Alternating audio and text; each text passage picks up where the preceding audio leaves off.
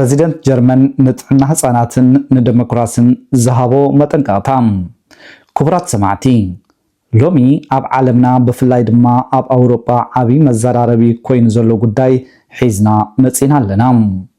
ፕሬዚደንት ጀርመን ፍራንክ ዋልተር ስታይንማየር ትሕቲ 14 ዓመት ንዝኾኑ ህፃናት ማሕበራዊ መራኸቢታት ወይ ድማ ሶሻል ሚድያ ንምእጋድ ዘቕረቡ ሓሳብ ኣብ ብዙሓት ወለድን ሰብ ሞያን ዓብ ቆላሕታ ረኺቡሎም።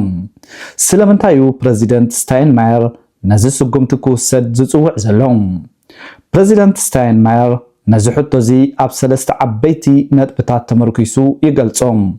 ንህፃናት ካብ ዲጂታላዊ ፀቕጢ ንምክልኻል፣ ህፃናት ኣብ ማሕበራዊ መራኸቢታት ንነዊሕ እዋን ክፀንሑ ከለው ንገዛእ ርእሶም ምስ ካልኦት የመዛዝኑ፣ ብሰንኪ ብዝሒ ላይክ ወይ ተኸታተልቲ ይጭነቑ፣ ከምኡውን ንኢንተርኔት ላፅታትን ሳይበር ቡሊንግ ግዳይ ይኾኑ። እዚ ድማ ኣብ ጥዕና ኣእምሮኦም ዓብይ ኣሉታዊ ፅልዋ የሕድር።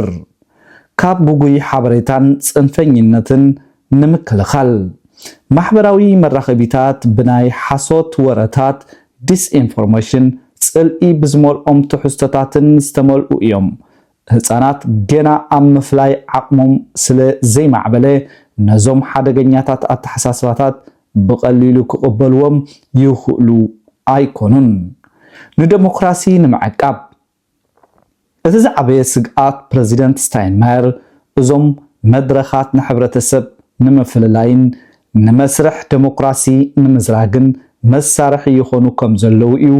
ህፃናት ካብ ንእስነቶም ብከምዚ ዓይነት ሃዋህው እንተዓብዮም ንወለዶታት ዝፀንሕ ሓደጋ ክኸውን ከም ዝኽእል የጠንቀቕ።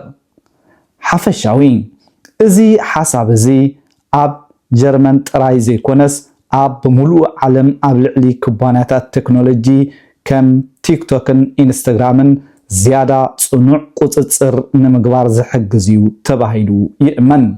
ንስኹም ከ እንታይ ትብሉ?